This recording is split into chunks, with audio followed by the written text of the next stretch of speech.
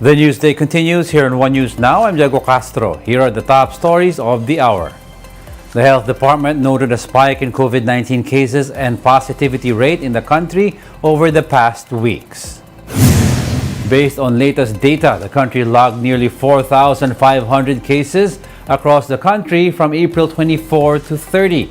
That's a nearly 400% increase in weekly cases compared to the 913 cases logged in the last week of February. The positivity rate in Metro Manila also jumped to 18.8% on May 1. That's higher than the 10.2% logged 8 days prior.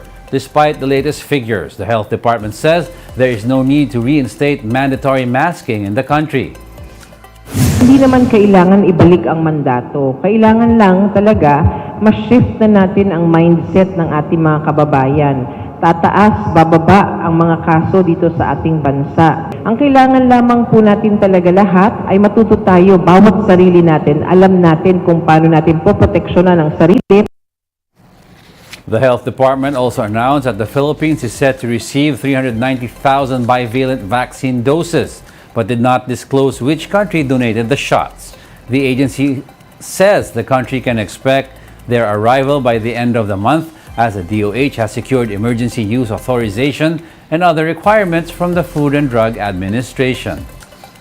So nagkaroon naman ng diskusyon at we discussed with the government of this country at sila ay pumayag naman at nahikayat yung manufacturer na pumayag na that we are not going to have this immunity ng parang general kasi yung statement na parang we're giving up on our sovereign rights. So pumayag sila na bago yung clause and therefore nakapag-proceed tayo. President Bongbong Marcos met with U.S. Vice President Kamala Harris during his official visit to Washington.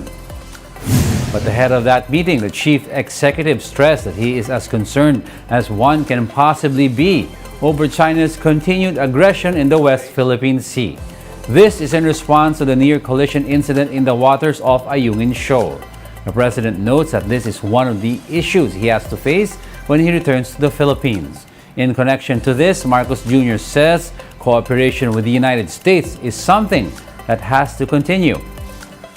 How concerned are you with the continued provocation from China?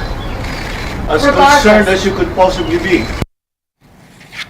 For her part, U.S. Vice President Harris lauded Marcos for his leadership and efforts in prioritizing mutual prosperity and security. She assured President Marcos that the United States remains committed to defend the Philippines. Harris also reiterated the United States' position on disputes in the South China Sea. And on the issue of security, of course, the work that our countries are doing together as it relates to the South China Sea, as it relates to what we must do in terms of continuing to work together through our Coast Guard. U.S. firms are planning to hire some 75,000 seafarers in the next 3 to 4 years. Carnival Corporation CEO John Padgett made the revelation during President Bongbong Marcos' meeting in Washington. Padgett, who also represents other maritime firms, praised Filipino workers for their hospitality and competitiveness in the global workforce. Meanwhile, the United States-Philippine Society also vowed for greater partnership to boost the Philippine economy. With this, the president hopes that Filipinos in Washington could come home to a better Philippines. This as he expects the country to have improved by the time overseas Filipinos decide to retire.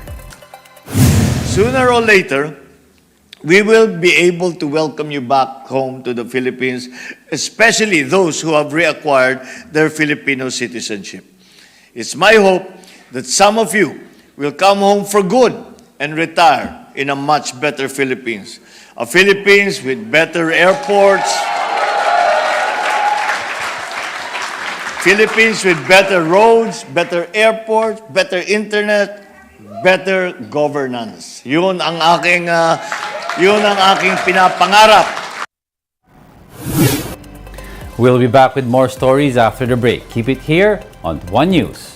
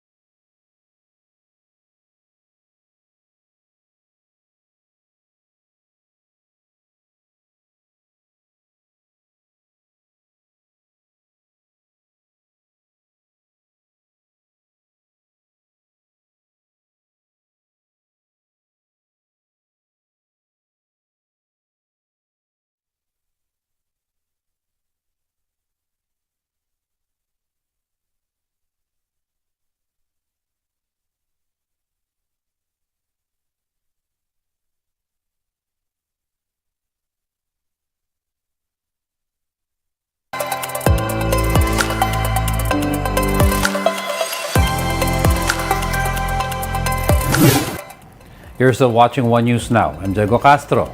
San Juan Mayor Francis Zamora says the dry run for single ticketing system could last for around 2 weeks. Zamora, president of the Metro Manila Council, said this would allow them to make improvements in the new scheme. Zamora appealed to motorists to face their violations to avoid any inconvenience.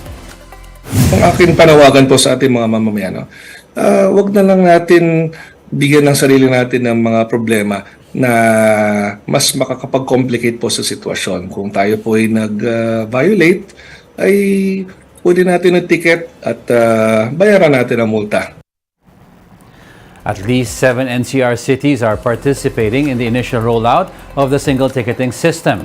In Quezon City, several motorists were given violation tickets for illegal parking. Under the new scheme, drivers' licenses are not confiscated and violators may pay fines online. Para hindi rin mabigla technically yung ating system. So dahan-dahan ang rollout. Succeedingly, pag na-ready na rin yung other LGUs sa kanilang mga data system, sa kanilang mga respective LGUs, ay unti-unti nating ma-improve ng connectivity with LTO. 34 more Filipinos from Sudan have returned to the Philippines Tuesday night. The 34 evacuees bring the total number of Filipinos to be repatriated from Sudan to 66. 31 of those repatriated were students in Sudan, while the other 3 belong to a family who used to stay in the war-torn country. One of those repatriated was a student taking up Islamic studies at Khartoum University. He says he and other Filipino students were initially stranded at the border between Sudan and Cairo. He admits that them being students made it more difficult for them to cross the border. Nag-contact po kami sa Embahada ng Pilipinas upang bigyan po kami ng travel documents po.